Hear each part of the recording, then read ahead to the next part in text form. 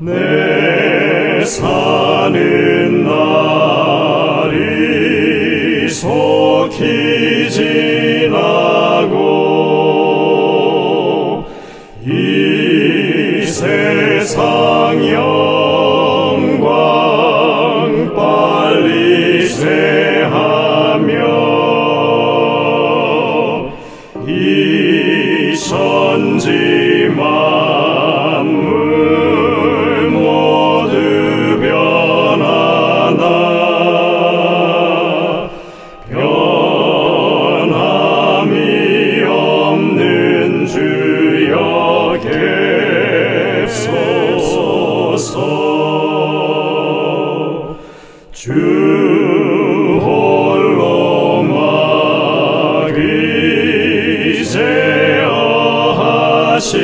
막이제어하시니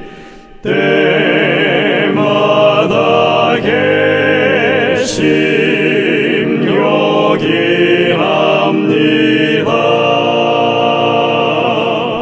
주같이 누가 보하리까.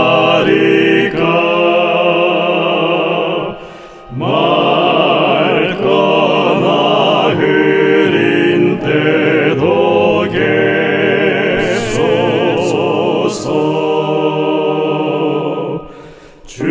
주께서 나와 함께 계시면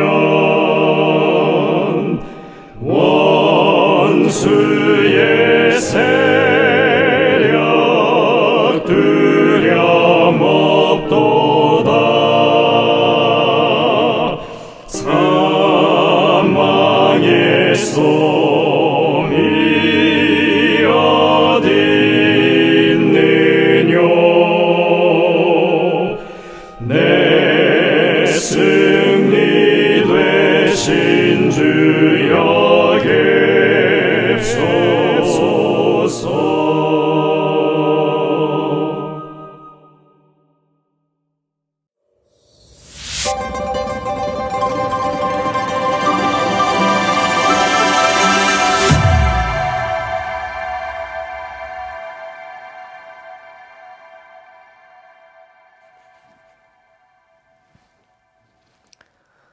성도분들 하루 동안 평안하셨습니까? 사경의 셋째 날 안식일을 시작하는 저녁 시간입니다. 이제 함께 찬미를 부르시면서 사경 성회를 열어가도록 하겠습니다. 처음에 부르실 찬미는 저희가 늘 부르던 찬미죠. 232장입니다. 달고 오묘한 그 말씀. 찬양팀의 인도로 함께 부르도록 하시겠습니다.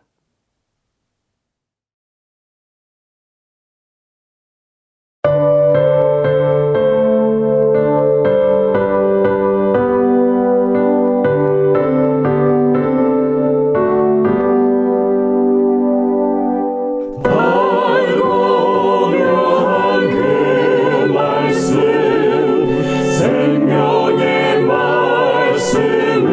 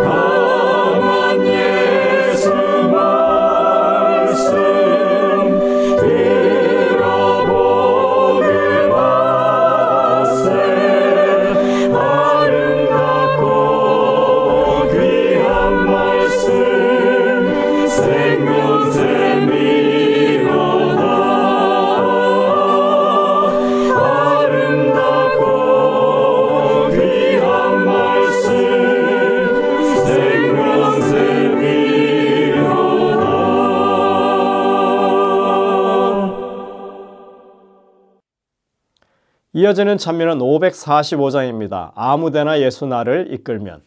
이 찬미 찬양팀의 혼성중창팀의 인도로 함께 부르도록 하시겠습니다.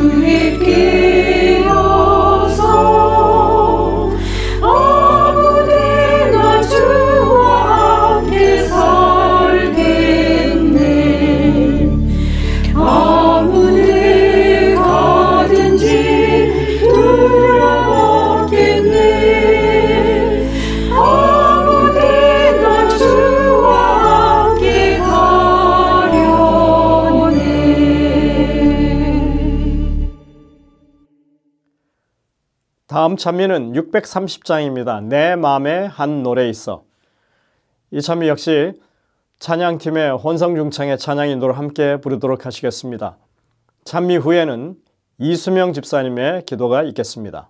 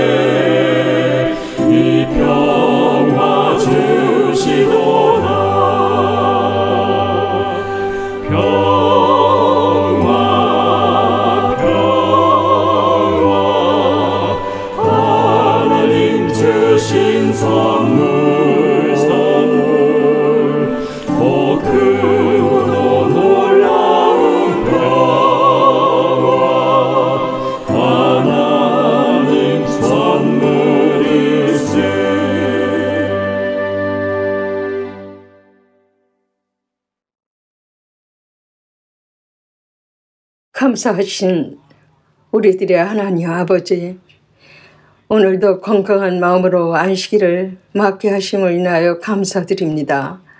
말씀을 경청하는 동안 우리의 마음에 성령의 불로 뜨겁게 하시고 성령의 조용하고 세미하신 그리고 분명하신 음성을 듣게 하시어 우리가 감당하기 힘든 아버지의 베푸시는 그 큰 사랑을 맛보게 하시고 체험하게 하시고 경험하게 하셔서 이 어두운 세상의 삶을 이겨가며 뛰어넘는 소망 속에 살게 하여 주시옵소서. 오늘 이 시간에 교회를 위해서 기도합니다. 지금은 무엇보다 교회가 살아야 합니다. 우리 성도들이 서로 깊이 사랑할 수 있도록 힘을 주시고 도와주시옵소서. 우리 교회를 성숙한 교회로 변화시켜 주시옵소서. 실수를 해도 서로 이해하고 덮어주고 안아주며 모든 역경을 이겨가며 생명의 길로 언젠가 예수님을 만날 그 영광의 날을 향하여 전진할 수 있도록 도와주시옵소서. 사랑을 베푸는 교회, 말씀을 전파하는 교회, 성장하고 또 성장하는 교회가 되기를 간절히 바라고 희망합니다. 말씀을 받아 전하시는 우리 김순태 목사님께 성령 충만케 하시고 용기와 힘을 주셔서 많은 사람들을 구원의 길로 인도할 수 있는 능력을 주시옵소서. 무슨 뜻이 하늘에서 이룬 것 같이 땅에서 이루어지기를 간절히 소망하며 우리 구주 고마우신 예수 그리스도 이름으로 감사드리며 간절히 기도했습니다. 아멘.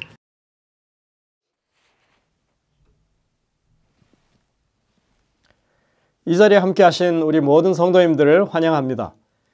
2023년 사경회가 비록 짧지만 김순태 목사님을 통하여 빌립보서에 나타난 하나님의 구원의 기별을 분명하고 명쾌하게 이해할 수 있게 된 점에 대해서 참으로 감사를 드립니다.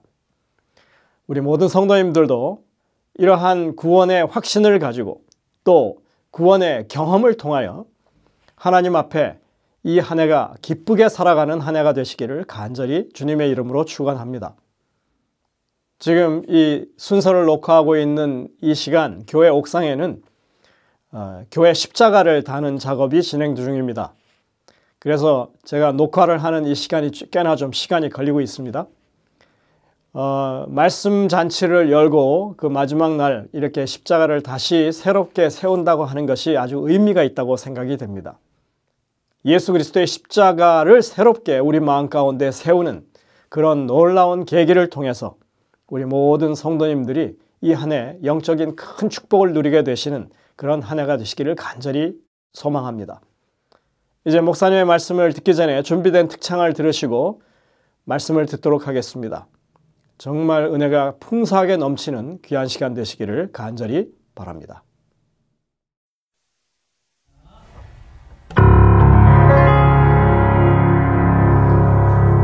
아버지와 우리 가족 모두 함께 모여 우리 다 같이 기쁜 노래해 모두 함께 책을 펴고 기쁜 찬미할 때에 주의 평화 행복 넘쳐 흐르네 주의 친절한 팔에 안기세 우리 마음이 평안하리니 항상 기쁘고 복이 되겠네 영원하신 팔에 안기세 주의 팔에 영원한 팔에 안기세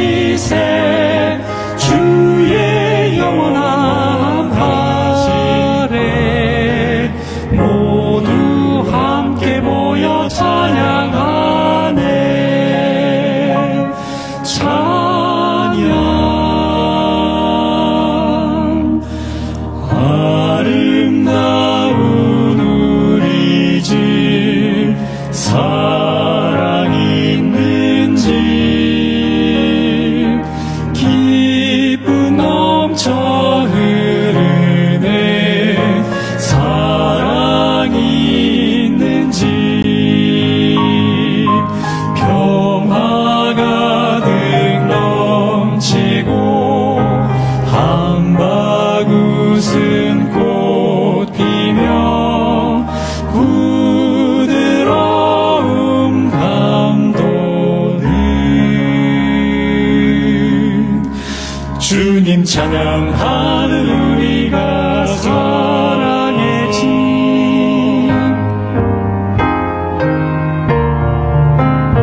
태양빛보다 더 밝은 곳 있는 맘 가지고 가겠네 우리 주 믿는 자 위하여 날 위하여 있을 곳 예비해 두셨네 주께서 오실 때 우리 다 그곳에 가겠네 주께서 오실 때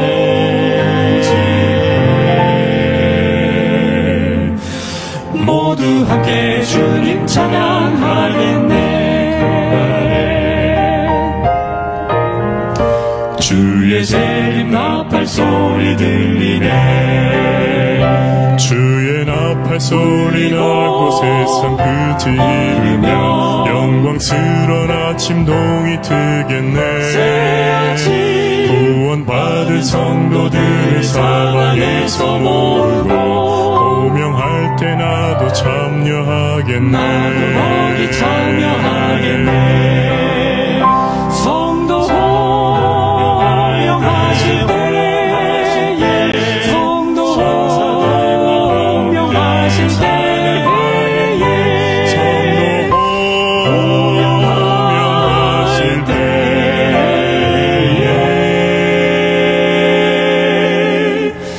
나도 거기 가서 참여하겠네 우리 가족 모두 모여 천사들과 함께 영원토록 찬양하리라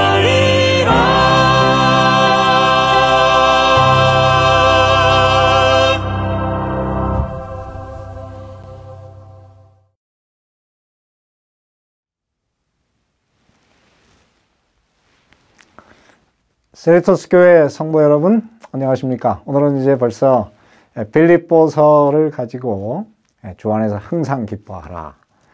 기쁨에 대해서 그리고 성숙한 그리스도인 바울을 닮아가는 그런 삶의 비결이 무엇인지를 저희들이 공부하고 있습니다. 오늘은 벌써 이제 한 주일의 거의 마지막인 금요일, 사경회로는 셋째 날이 되겠습니다.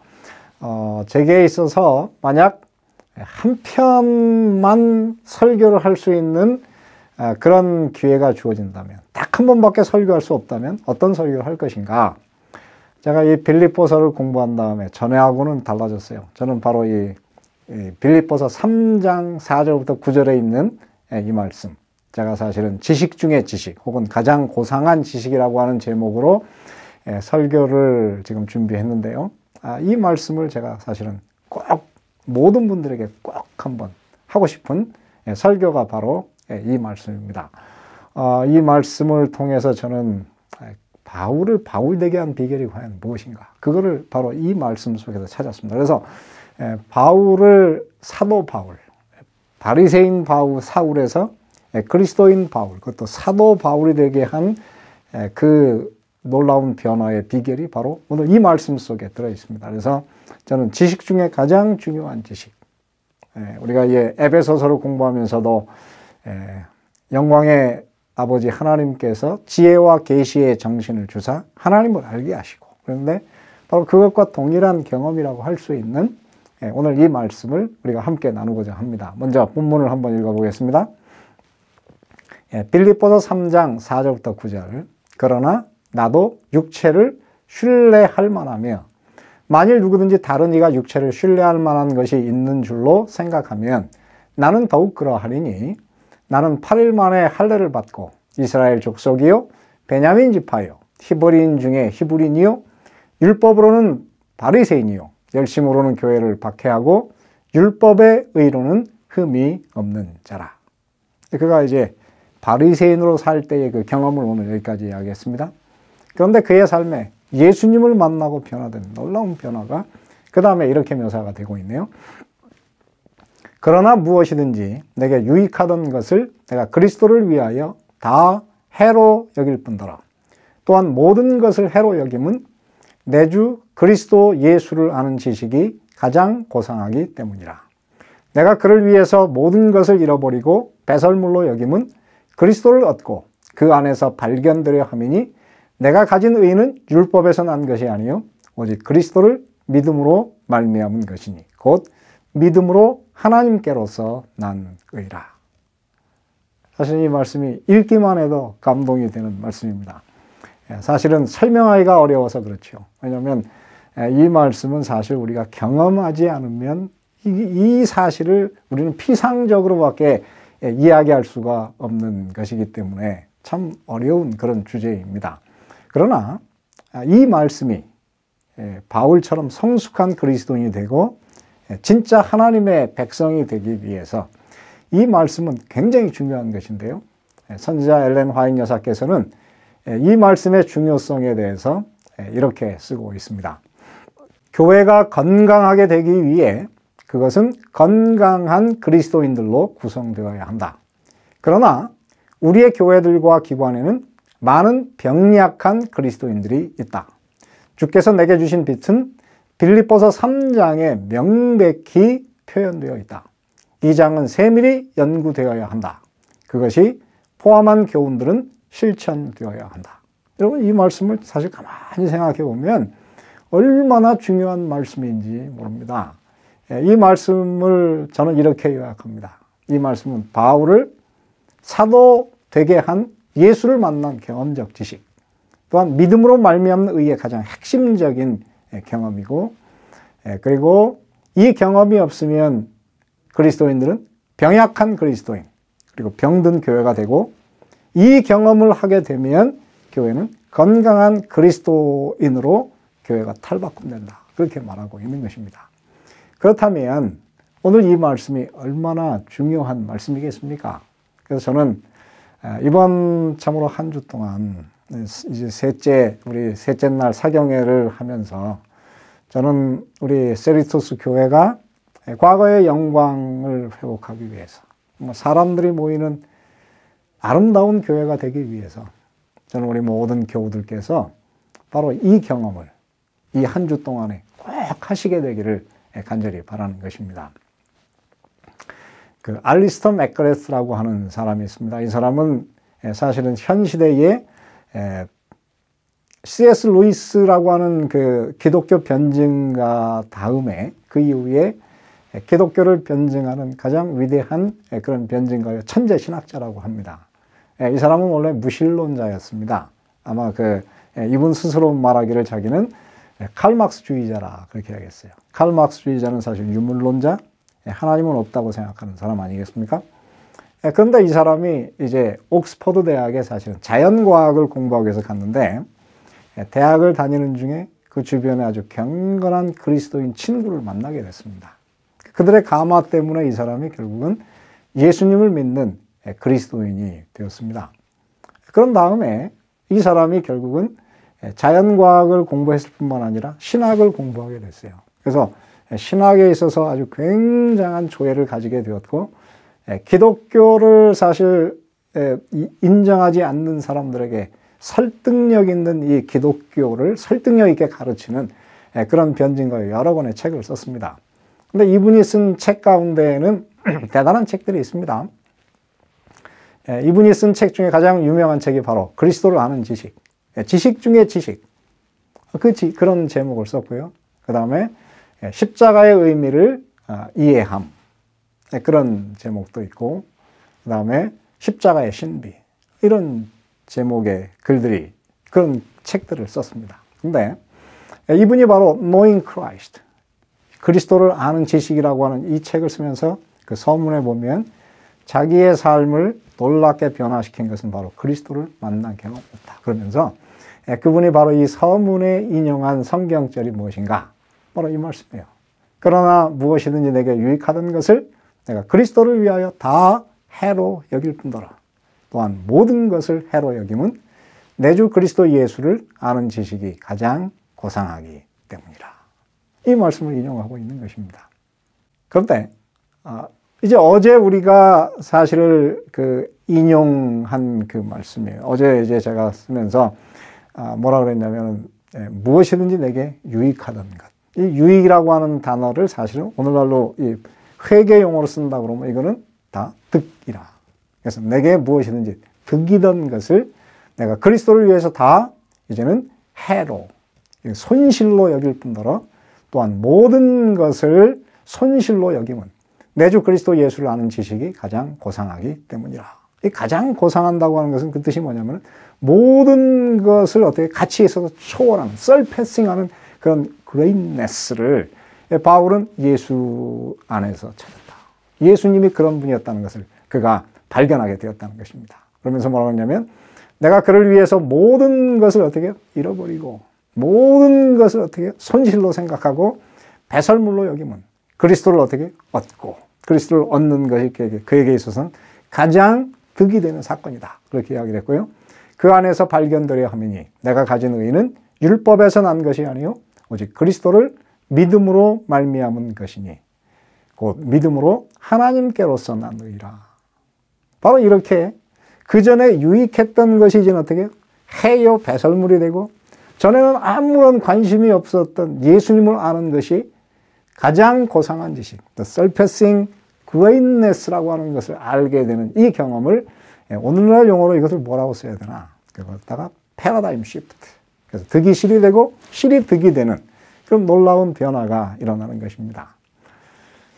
여러분 한국 사람들에게 요즘 굉장히 특별히 이제 한국의 그 젊은이들이 이제 좋은 직장을 얻기 위해서 그들이 스펙을 쌓아야 된다. 이 스펙이라는 단어가 굉장히 유명합니다. 굉장히 유행하고 있더라고요. 근데 이 스펙이라고 하는 단어가 어디서 온 것이냐면 영어의 specification. 그래서 자기를 다른 사람과 구별하는, 특수화시키는 그런 일, 그런 그 스펙을 쌓아야 이제 좋은 직장을 갖는데요. 그래서 좋은 직장을 가지려면 9개의 스펙을 쌓아야 된답니다. 그 중에 그 스펙이 뭐 있는가? 첫째, 좋은 대학을 다녀야 되고, 그러면서 좋은 학점을 받아야 된답니다. 그래서 4.0 만점을 받으면 뭐 더 이상 말할 수 없는 그런 것이고요. 그 다음에 이 영어 실력이 굉장히 중요하기 때문에 토익 성적을 잘 받아야 된다네요. 그러면서 최소한 1년 이상 해외에 나가서 어학 연수를 받아본 경험이 있는 것을 또 높게 쳐준답니다. 그런가 하면 이 사람이 그 능력 있는 사람이 되기 위해서 여러 분야의 그 국가에서 인정하는 그런 자격증을 여러 개 가지면 가질수록 좋은 성적을 받는답니다. 그 다음에 이제 국가나 혹은 어떤 그 공인된 단체에서 주관하는 어떤 그 경연대회, 거기에 나가가지고 입상을 해야 된답니다. 그런가 하면은 인턴 경력이 또 반드시 필요하다고 그러고요. 뿐만 아니라 사회 봉사도 잘 해야 된대요. 그리고 마지막으로는 이젠 얼굴도 예뻐야 된답니다. 그래서 한국 사람들은 다 남자고 여자고 성형수술을 그렇게 많이 하더라고요. 그래서 이번에 한국 갔더니 거리에 있는 그 젊은 아가씨들이 얼마나 예쁜지 다 탤런트 같은 걸 보고 제가 깜짝 놀랐습니다. 근데 문제는 대부분의 그 얼굴 골상이 거의 똑같아요. 제가 보니까는 한국에서 미인, 그래가지고 어떤 아마 그 사진, 모델이 되는 그 사진을 따라서 다 그렇게 바꿔놨더니 사람들이 다 비슷한 것입니다. 제가 깜짝 놀랐어요. 그런데 사도 바울도 예수님을 만나기 전에 그가 7개의 스펙을 가졌습니다. 이 스펙 때문에 그는 바리새인이었고, 그 다음에 산헤드린 공의회, 오늘날로 따라지면 미국 상원의원에 속하는 이제 이스라엘 나라를 그 당시에 유대 나라를 치리하는 데 있어서 최고 통치기관이었던 그 산헤드린 공의회의 그 회원이 70명이었습니다. 그래서 70명의 최고 지도자 중에 한 명이 되었으니까 이 청년 바울이 그렇게 되는 데서 그것을 바꿔 그렇게 그를 만들어 놓은 것이 바로 7개의 스펙이었어요. 오늘 여기서 보면 그 스펙이 무엇입니까? 첫째, 자기는 난지 8일 만에 할례를 받았다. 할례를 받아야 유대인이 되는 거 아니겠습니까? 이방인이 어떻게 해요? 유대인이 되려고 하면 할례를 받고 개종을 해야 돼요. 두 번째, 이 사람은 이스라엘 사람이다. 그리고 왜냐하면 이 이스라엘 사람 중에서 바울은 자기가 베냐민 지파인데요. 이 베냐민 지파는 어떤 사람이냐면 남방 유다에 속한 하나님을 믿는 일을 위해서 자기들이 북방 이스라엘에 속하지 않고 남방 유다라고 하는 나라를 만들 때 유다 지파 외에 거기에 붙은 유일한 사람이 바로 이 베냐민 지파입니다. 그러니 얼마나 그 신앙적으로 이 사람들이 정말 뿌리가 깊은 사람들이고 자부심이 있겠습니까? 더군다나 그는 뭐냐면 히브리인 중에 히브리인이다. 자기는 진골, 진짜 이 성골 그리스도인, 정말 정통파 히브리 사람이다. 그렇게 자기를 나타냈고요. 그 다음에 자기는 율법으로는 바리새인이다. 그래서 이 바리새인이라고 하는 말의 뜻이 무엇입니까? 그들은 파리시, 그래서 분리주의자예요. 그래서 신앙을 적당히 하는 이 사람들과 구별되어서 하나님의 말씀대로 살기 위해서 자기들을 세상 사람들과 구별한 그 땅의 백성들이 그런 사람으로서 자기들을 이제 구별한 것입니다. 그리고 이 사람이 뭐라냐면 열심으로는 교회를 핍박했다. 그러니까는 이 핍박한 것 때문에 이 사람이 얼마나 이 유대의 그 정통주의자들에게 그가 인정을 받았습니까? 그래서 사내들인 공의회 회원이 된 것이죠. 그리고 마지막으로는 어떻게 해요? 율법의 의로는 흠이 없다. 이스라엘 사람들의 그 관점에서 본다면 이 사람은 모든 사람들이 갖고 싶어하는 모든 것을 다 가진 명망이 높은 그런 정말 그 장래가 촉망되는 전도 유망한 그런 사람이었습니다. 그러나 그가 예수님을 만났을 때 그는 어떻게 해요? 이제 바로 이 기독교 용어로는 메타노이아, 회심, change of mind. 그래서 메타노이아, 그런데 이 노이아 그러면 생각이고 어떻게? 그 다음에 메타 그러면 change하다. 그래서 생각이 바뀌다 하는 그런 변화를 가졌고요. 이것이 오늘날 사람들의 용어로는 이것이 무엇입니까? 패러다임 시프트. 사고 체계가 예수님 때문에 완전히 뒤집히는 그런 결과를 가져왔다 하는 것입니다. 저도 사실은 지금 그 패러다임 시프트를 경험하고 있습니다. 제가 처음 테니스를 배울 때 그 당시에 세계적으로 유명한 선수는 바로 로저 페더러라고 하는 그 스위스 선수였습니다. 이 사람은 뭐 모든 면에서 가장 완벽한, 모든 폼이 아주 완벽한 사람이라고 하는데 특별히 이 사람이 사람을 매료시킨 것은 이 백핸드. 한 손을 가지고 자기 그 왼쪽으로 오는 공을 기가 막히게 쳐가지고 상대편이 받을 수 없는 그런 공을 보내는 아주 대단한 그런 선수였습니다. 이 폼이 얼마나 멋있는지 저는 테니스 칠 때 테니스는 한 손으로 치는 거구나. 백핸드는 한 손으로 해야 돼. 이렇게 해가지고 배웠어요.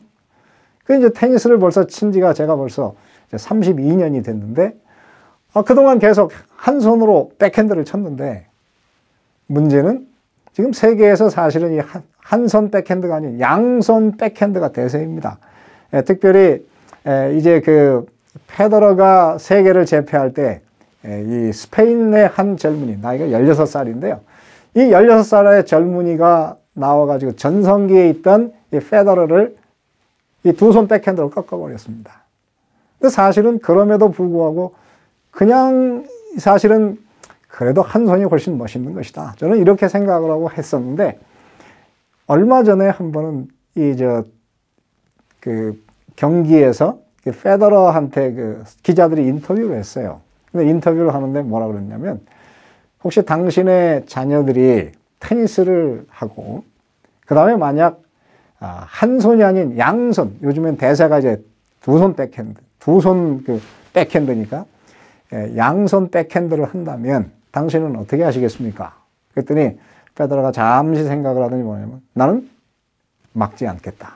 오히려 그것을 장려하겠다. 그렇게 이야기했어요.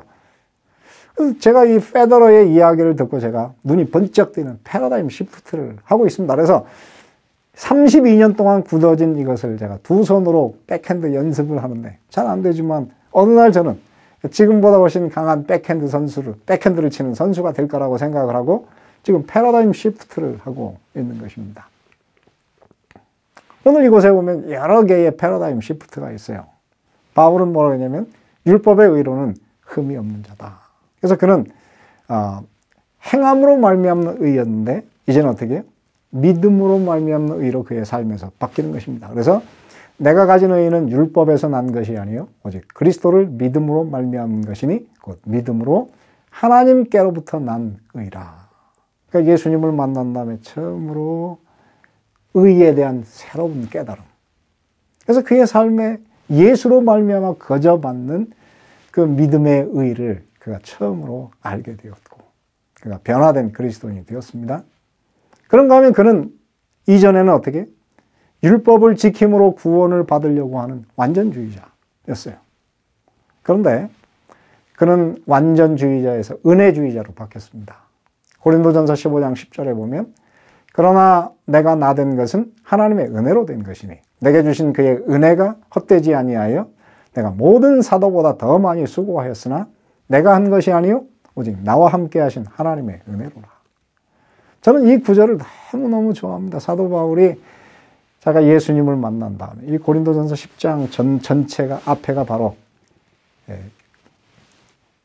이 마지막에 만삭되지 못하여 난 자 같은 내게도 부활하신 예수님이 나타나셨다 하는 그 경험을 한 다음에 사도 바울은 바로 이런 변화.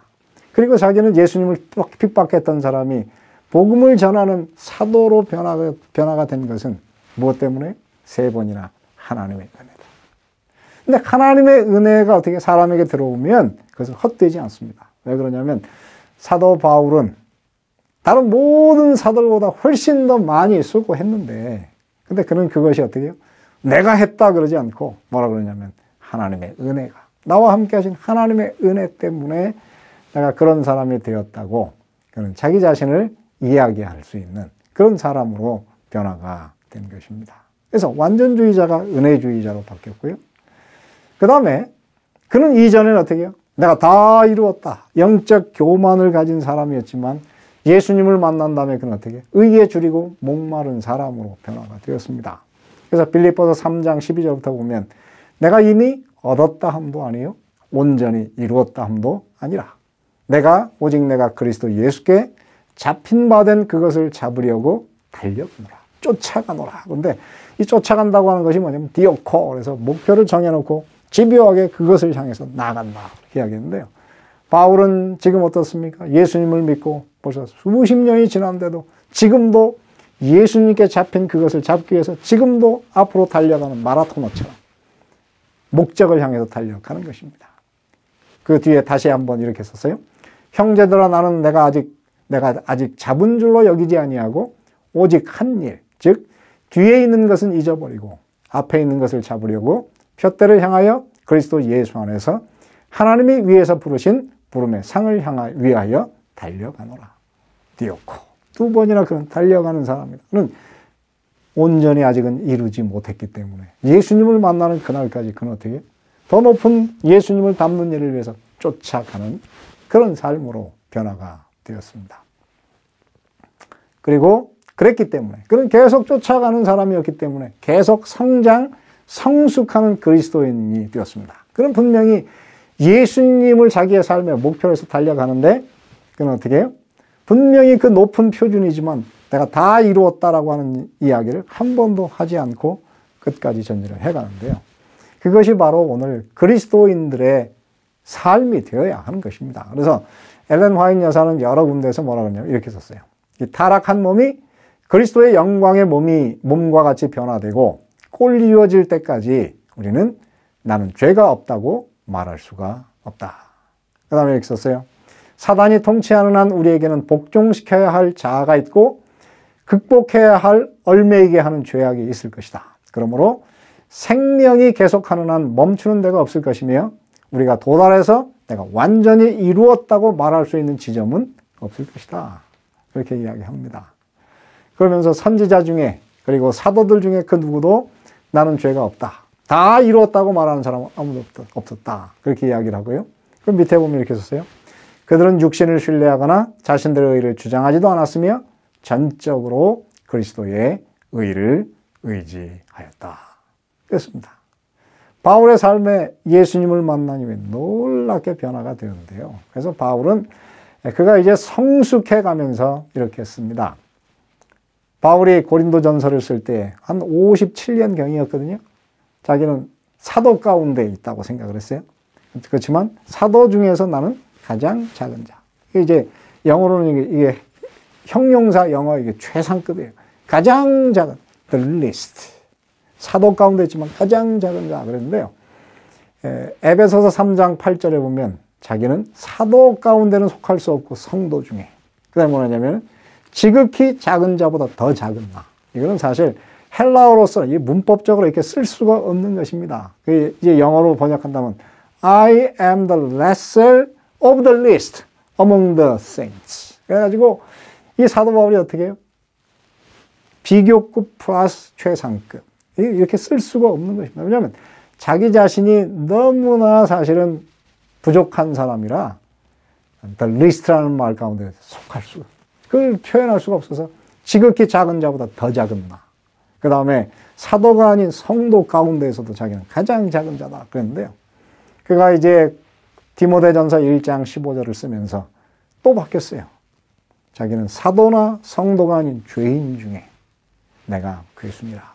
헬라어로는 이게 괴수라고 하는 말입니다. 프로토스라고 하는 뜻인데요. 그건 넘버 원이라는 뜻입니다. 그래서 죄인들, 죄가 제일 많은 악질부터 시작해서 적은 사람으로 이렇게 순서를 세워놓으면 넘버 원이 누구라고요? 프로토스. 제 1번에 있는 사람이 바로 나다. 그래서 여러분, 우리가 예수님을 믿고 예수님을 바라보면 바라볼수록 예수님에 대한 평가는 높아지고 나 자신에 대한 평가는 점점 작아지는 이것이 바로 성숙되어가는 그런 그리스도인이 되는 증거인 것입니다. 만약에 교회가 이렇게 된다고 하면 오늘날 교회는 얼마나 많이 변할까?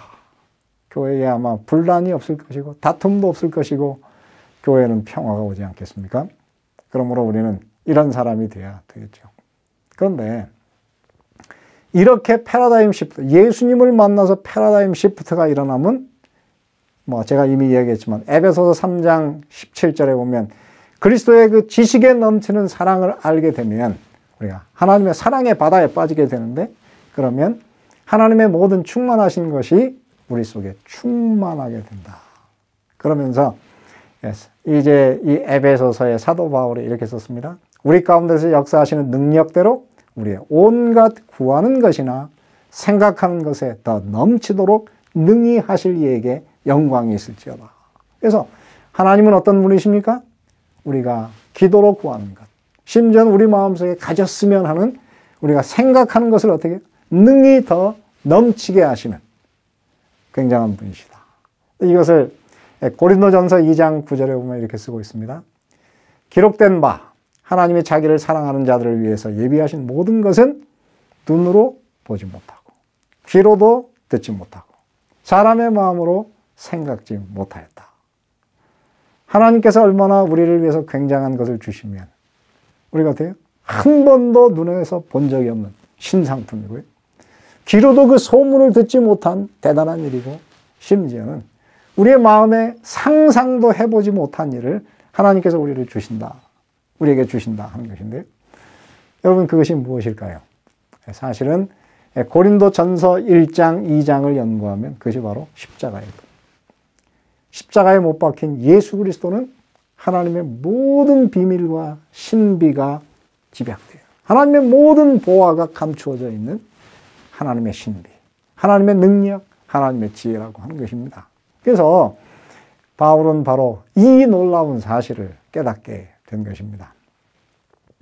저는 오늘 이 시간 우리 모든 성도 여러분들이 바로 이 사경의 기간 동안에 진정으로 예수님을 만나서 패러다임 시프트, 우리의 모든 지식체계, 사고체계, 생각의 모든 체계가 예수로 말미암아 결정적으로 뒤집히는 그런 역사를 경험하게 되기를 바랍니다. 그런데 여러분, 어떻게 우리가 바로 이 가장 고상한 예수 그리스도를 아는 그 지식을 얻을 수 있을까? 그래서 우리의 삶에도 이런 놀라운 변화가 일어날 수 있을까 하는 것입니다. 이것에 대해서 사실은 저는 이렇게 생각합니다. 그것은 바로 성경을 쓴 모든 사람들은 다 하나님을 직접 만나는 경험을 가졌어요. 모세가 이스라엘 백성들을 인도해서 광야로 갔다가 그런 십계명을 받다가 그가 시내산에 올라가 가지고 40일간 아무것도 먹지 않고 하나님과만 있는 그 시간을 가졌는데요. 그 시간이 지난 다음에 이 모세의 얼굴은 바로 하나님의 영광으로 빛나서 사람들이 볼 수 없어서 얼굴을 수건으로 써야 되는 그런 경험을 가지지 않았습니까? 오늘 바울이 어떻게 다메섹 도상에서 글로만 알았던 그 하나님을 태양보다 빛나는 그 예수를 만났을 때 그는 드디어 제대로 하나님을 만나는 경험을 가지게 되고 그의 삶이 완전히 뒤집히게 되었습니다. 그래서 바울은 뭐라 하냐면 글로 아는 것, 그냥 우리가 들은 것으로 아는 것, 읽는 것으로 아는 것은 죽이는 것이고 영, 살아계신 하나님 예수 그리스도를 직접 만나는 그것은 어떻게? 그 영은 살리는 것이다. 그렇게 이야기를 한 것입니다. 사실은 이 기독교 안에 굉장한 놀라운 부흥이 일어날 때는 항상 바로 예수 그리스도를 직접 만나는 encounter with Jesus, 예수님을 만나는 그 경험, 바로 이 바울과 같은 이런 패러다임 시프트가 일어나는 그런 사람들로 인해서 기독교는 오늘날과 같이 계속 변화되어 왔고요.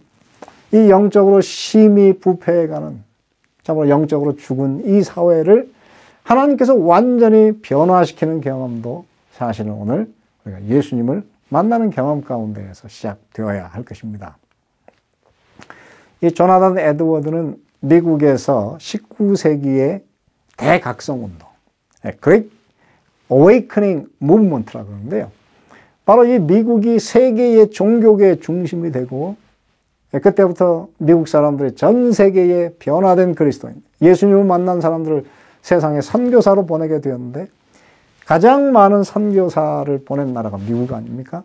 근데 바로 그때 이런 모든 역사가 일어나고 심지어는 이 재림교회도 이제 그 재림운동이 일어나는 것도 바로 이 미국의 그 Great Awakening Movement, 대각성운동에서 사실 발단이 된 것인데 그때에 바로 미국 사람들이 기도하고 하나님의 말씀을 더 깊이 연구하고 경건한 삶을 살아가는 이 모든 일의 시작점이 바로 이 조나단 에드워드라고 하는 이 사람이 이제 결국은 지금 프린스턴 대학을 세우기도 한 사람입니다. 그런데 이 사람에게 어떻게 그렇게 놀라운 변화가 일어났고 이 사람의 변화가, 이 사람의 그 경험이 바로 이 미국 교회를 불릴렀는가? 그는 이렇게 쓰고 있습니다. 1737년 어느 날 나는 건강을 위해 말을 타고 숲속을 갔습니다. 휴식 장소에 도착해 평소처럼 말에서 내려 걸으면서 하나님에 대해 묵상하고 기도했습니다. 근데 이렇게 쓰고 있어요. 그때 나는 하나님의 영광을 보았습니다. 그 하나님을 만나게 된 것입니다. 그러면서 이렇게 쓰죠. 즉 그분이 하나님과 사람 사이의 중보자 되신 것과 그분의 놀랍고 위대하며 충만하고 순수하며 달콤한 은혜와 사랑, 또한 그분의 온유하고 부드러운 겸손하심을 보았습니다. 그 다음에 이렇게 썼네요. 이 은혜는 아주 조용하고 달콤하게 임했습니다. 뿐만 아니라 하늘보다 크게 임했습니다. 그리스도의 인격은 말로 표현할 수 없을 정도로 탁월하게 보였습니다. 그리스도의 탁월함은 모든 생각과 개념을 삼킬 만큼 충분했습니다.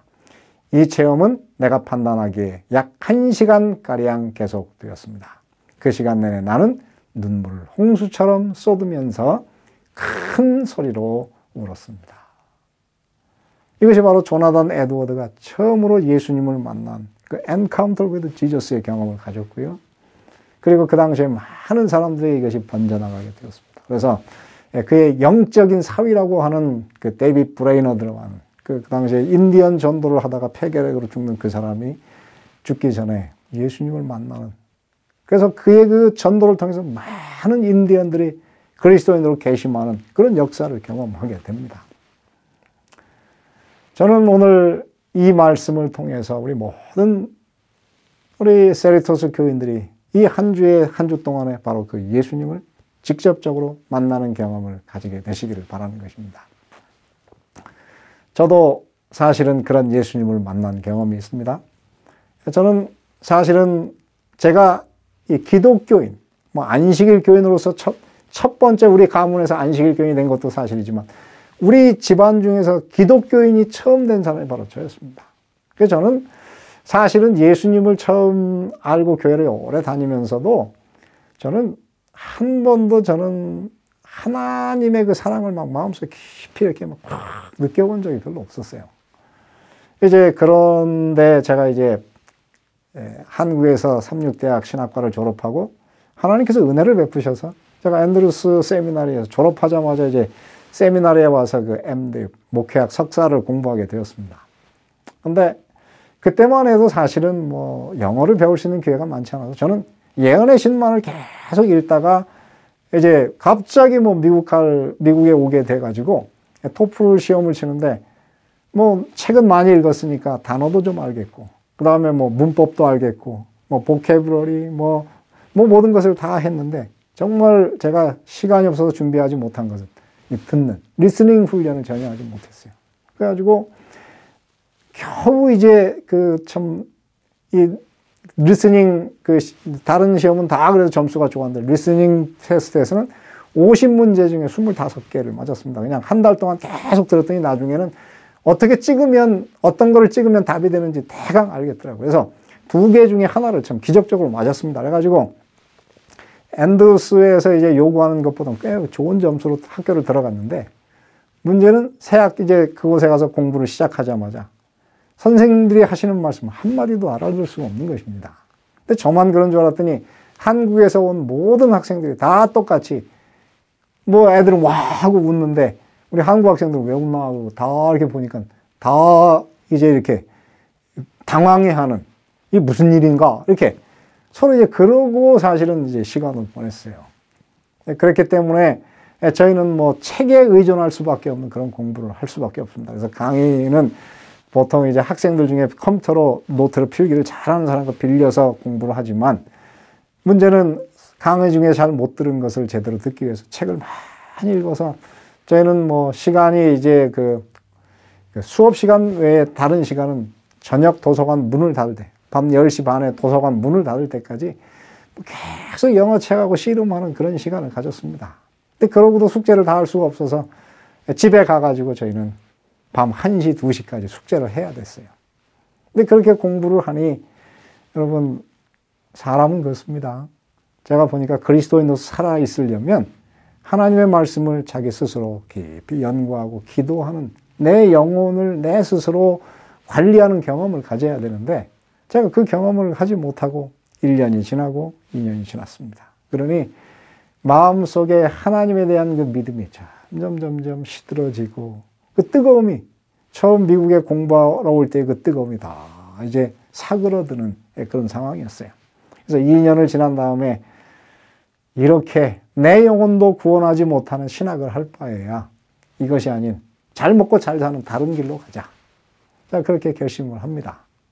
그때가 이제 여름방학이 되었는데요. 근데 그때 하나님께서 제게 한 말씀을 하셨어요. 순태야, 다른 곳으로 전학을 가기 전에 먼저 네가 옛날에 성경을 읽으면서 뭔가 마음이 뜨거웠던 때가 있으니 한번 성경을 읽어봐라 하는 그런 음성이 들리는 것입니다. 그래서 방학이 된 그동안에 제가 그래, 이것만이라도 한번 해보자.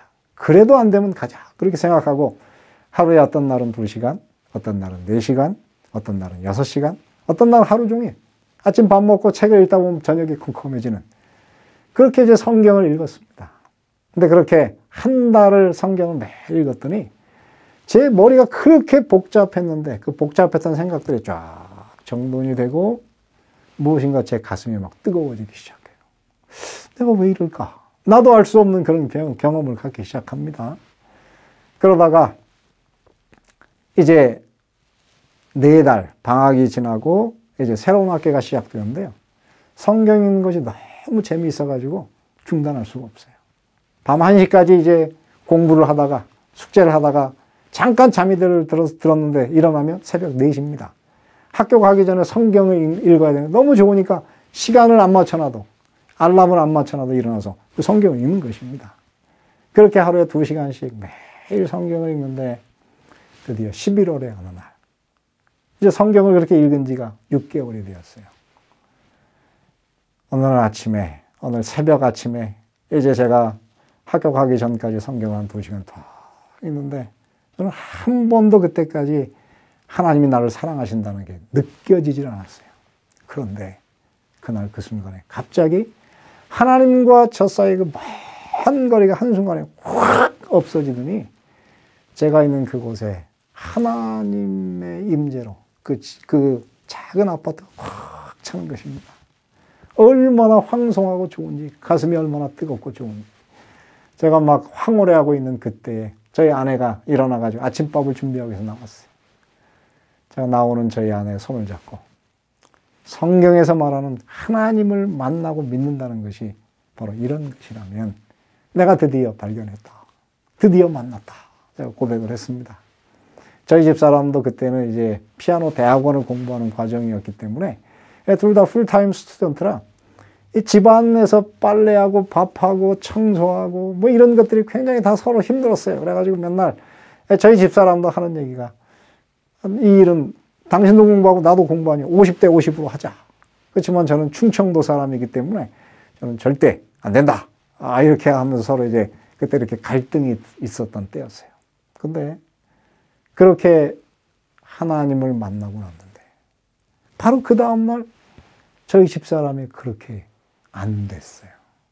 참 이 여인을 위해서 내가 뭔가를 해줘야 되겠구나. 이런 마음이 저희 마음속에 들더니 집사람이 이제 오기 전에 제가 밥도 다 해놓고 찌개도 끓여놓고 집안도 깨끗하게 청소하고 빨래도 제가 하고 그런 변화가 일어났습니다. 제가 그때 그 경험을 통해서 성경에서 원수를 사랑하라 하는 원수를 사랑한다는 것은 사람의 이 결심으로 하는 게 아니고 정말 예수님을 만날 때 일어나는 것이구나 하는 것을 제가 그때 경험하게 되었습니다. 물론 뭐 저희 집사람이 왼수라는 건 아닙니다. 저는 그 이후에 그렇게 예수님을 만난 다음에 신앙의 많은 문제가 해결되었어요. 다 해결이 되었어요. 제가 그 이후에 참으로 제일 즐거운 것은 제가 지금도 목회하지만 저는 뭐 목회하는 중에 제일 좋은 경험이 아침에 일찍 일어나서 성경을 읽고 그 성경을 통해서 하나님을 만나는 그 경험이 지금도 저에게는 너무 소중한 경험입니다. 그래서 여러분의 삶에서 예수님을 만나십시오. 어떻게 만날 수 있을까요? 마태복음 13장 44절 46절에 보면 그 비결을 이렇게 쓰고 있습니다. 천국은 마치 밭에 감추인 보화와 같으니 사람이 이를 발견한 후 숨겨두고 기뻐하여 돌아가서 자기의 소유를 다 팔아 그 밭을 샀느니라. 또 천국은 마치 좋은 진주를 구하는 장사와 같으니 극히 값진 진주 하나를 발견하며 가서 자기의 소유를 다 팔아서 그 진주를 사느니라. 그렇습니다. 여러분 여기서 말하는 그 밭은 무엇입니까? 성경을 의미하죠. 그 성경 속에 감추어진 보화가 바로 예수 그리스도인데요. 예수님을 만나려면 하나님의 말씀, 성경을 규칙적으로 읽는 경험을 가져야 되는 것이죠. 그러면 그 속에서 우리는 어떻게 해요? 그 보화를 발견하게 됩니다. 그래서 어떻게 해요? 기뻐하며 돌아가요. 여러분 예수님을 만나면 기쁨이 넘치죠. 그래서 자기의 소유를 다 팔아서 그 보물을 자기 것으로 만들기 위해서 그 밭을 사는 그런 놀라운 변화가 일어나는 것입니다. 저는 이제 그때 그 예수님을 만난 다음에 한국에서 목회를 하다가 제가 요한복음 3장을 공부할 때였어요. 그때 이제 엘렌 화이트 여사의 글 가운데 이 요한복음 3장이 어떻게 설명이 되었나, 특히 요한복음 3장 16절을 좀 제대로 설명하기 위해서 그것을 공부하는데 제가 3주 동안 엘렌 화이트 여사의 모든 그 요한복음 3장 16절 코테이션을 다 읽는데 하루에 3시간씩 해가지고 3주를 공부한 적이 있어요. 그 경험을 통해서 저는 이 기독교의 구원론이 어떤 것인지 이렇게 쫙 끼어지는 경험을 가지게 되었고 예수님을 만나는 그 시간이 얼마나 황송하고 좋은지 정말 행복한 시간을 가졌습니다. 그때는 이제 제가 일산에서 목회를 했는데 저희 그때 이제 그 건물도 교회에 없던 그 건물을 새로 하나님의 축복으로 이제 건물을 새로 사고 이제 입당 예배를 준비할 때였습니다. 입당 예배가 이제 2주가 남았기 때문에 뭐 제가 그때는 사실 바빠가지고 사람이 없기 때문에 제가 인부들을 데리고 이제 그 새롭게 산 건물 그 인테리어를 다 하고 진도 지휘했기 때문에 굉장히 바쁜 때였어요. 그런데 2주 전에 이제 그 초청장을 지역교회에 발송하지 않으면 사람들이, 우리가 입당 예배를 드는데 사람이 안 오는 것입니다. 그래가지고 이제 그날 아침에 일찍 일어나서 제가 직접 컴퓨터를 가지고 그 입당 예배 그 이제 모든 초청장을 만들고 거기에 이제 뭐 약도도 그 참 잘 안 되는 그것을 가지고 약도를 막 그리고 있었는데 저희 사랑하는 두 딸들이 그때 이제 잠이 깼습니다. 엄마는 이제 밥을 하고 있었고, 그러니 아이들은 이제 아빠가 그리웠어요. 그래가지고 저한테 와가지고 책상 밑으로 기어 들어가더니 두 딸들이 다리를 한 짝씩 붙잡고 아빠 놀자 그러는 것입니다. 근데 제가 그날 그걸 발송하지 않으면 안 되니까 저희 집 앞에 이제 저희 집이 2층이었거든요. 근데 2층에 그 저희 창문 앞에 작은 베란다, 창문이 있었고 베란다가 있었어요. 그래서 제가 아이들을 그 위에다 이렇게 올려놓고 여기서 놀고 있어. 내가 빨리 끝내고 놀아줄게. 그리고 한참 일하고 있었는데 문제는 어젯밤에 날씨가 굉장히 더워가지고 제가 밤에 그 창문 중에 하나를 열어놓고 그 열어놓은 그곳에다가 지금 휴지를 이렇게 쌓아놨었어요. 근데 이제 제가 그러고 있는데 문제는 한참 일하고 있는데 밖에서 저 앞에 이제 새로운 집을 짓는 그 공사가 있었고 그 인부가 소리칩니다. 애 떨어졌다! 그러는 거예요. 그래서 저는 어느 집 애가 떨어졌나? 그렇게 봤더니 둘이 있어야 될 애 중에 하나가 없는 것입니다. 저희 큰딸이 떨어진 거예요. 깜짝 놀랐습니다. 여러분, 그 밑에는 다 시멘트 바닥이었기 때문에 거기서 떨어지면 애는 목이 부러지든지 아니면 크게 다치는 평생 불구가 되는 것입니다. 제가 이제 그 아이를 이제 어떻게 됐을까? 이 아이를 이제 찾으러 뛰어내려가는데 그 10초가 얼마나 길게 느껴지는지 하나님 큰일 났습니다. 도와주십시오. 그러고 이제 제가 뛰어내려갔더니 인부 아저씨가 제 딸을 안고 있어요. 그러면서 빨리 병원에 가보라고 저한테 주는 것입니다. 내가 제 품에 안겨서 계속 울어요. 막 항하고 우는데 가만히 보니까 목이 정상적이고 손도 잘 움직여요. 그래서 병원에 가기 전에 저희 집으로 방으로 돌아와가지고 애를 누워놓고 예진아 목을 좀 움직여봐라. 그랬더니 목을 잘 움직입니다. 목뼈는 안 부러졌어요. 그러면 손을 움직여봐라. 그랬더니 두 손을 잘 움직입니다. 허리도 안 부러졌어요. 다리도 움직여봐라. 다리도 잘 움직입니다. 그래서 제가 이제 참 안도를 하게 됐어요. 그래서 제가 아이한테 그랬죠. 예진아, 그러면 어디가 아프냐? 그랬더니 애가 울다가 아빠, 손가락이 아파 그러더라고요. 나중에 한 일이었지만은 어제 저녁에 인부들이 저희 집 앞에 화단이 있는데 거기에 흙을 채우고 측백나무를 심었는데 화단은 이렇게 돼 있고 아이는 이렇게 떨어졌는데 이상하게 하나님의 천사가 얘를 받았는지 아이가 바로 그 화단과 같은 방향으로 그 측백나무 위에 정확하게 엉덩이가 탁 부러졌어요. 측백나무 가운데 이렇게 음이 파져 있더라고요. 제가 뭐 초청장이고 뭐고 다 집어치우고 이 아이가 다치지 않고 살아나는 것이 얼마나 고마운지 애를 데리고 산에 가서 2시간 동안 정말 재밌게 놀아주고 이제 아이를 엄마한테 맡겨놓고 제가 서울에 가서 그날 밤늦게 밤 11시까지 초청장을 다 만들어서 이제 집으로 돌아왔어요. 집에 왔더니 두 아이는 이제 11시였기 때문에 잠이 깊이 들어있고 우리 큰딸이 참으로 큰일 날 뻔했는데 애가 살아있는 그 모습을 보니 얼마나 예쁜지 제가 그 옆에 누워서 우리 예진이의 그 목 밑에 머리 밑에 제가 팔을 이렇게 다 깨우고 애를 꼭 안으면서 누워있는 너무 행복한 것입니다. 근데 그때 하나님의 음성이 들리는 것 같아요. 순태야, 죽었던 딸, 죽은 것 같은 딸 예진이가 멀쩡히 살아있으니 좋지? 제 마음속에 예, 정말 좋습니다. 하나님이 말씀하십니다. 순태야, 나도 네가 참 좋다. 아니 하나님, 저 같은 사람이 뭐가 그렇게 좋으십니까? 내가 옛날에는 하나님을 전혀 알지 못하는 집에서 태어나서 네가 나를 알더니 목사가 되고 또 지금 이 교회를 위해서 사람들을 참으로 영혼을 구원하기 위해서 내가 이런 일도 하고 저런 일도 하고 뛰어다니는 그 모습을 보니 내가 참 네가 좋다.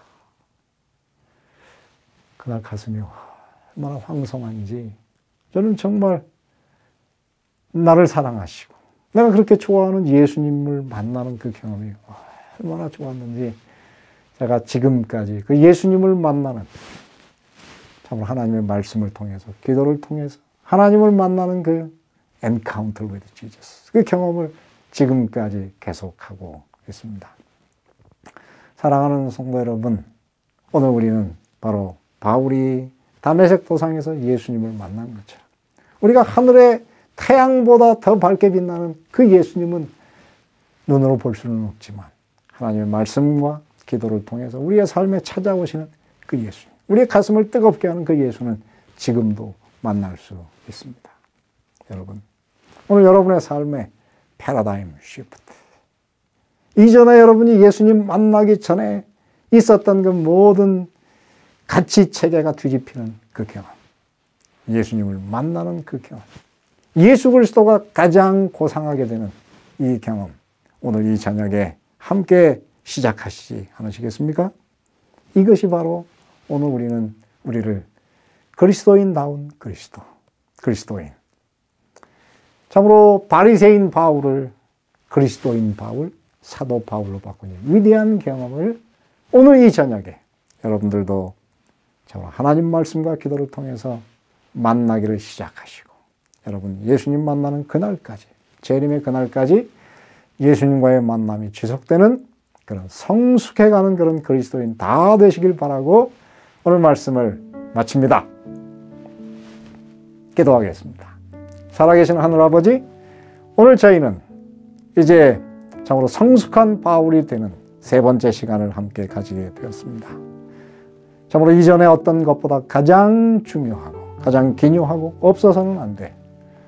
참으로 우리의 삶의 패러다임 시프트, 예수님을 만난 이후에 이전에 유익하던 모든 것이 해가 되고 배설물이 되고 예수 그리스도를 아는 지식이 가장 고상하게 되는 놀라운 우리의 삶의 변화가 오늘 시작될 수 있도록 은혜를 베풀어 주시옵소서.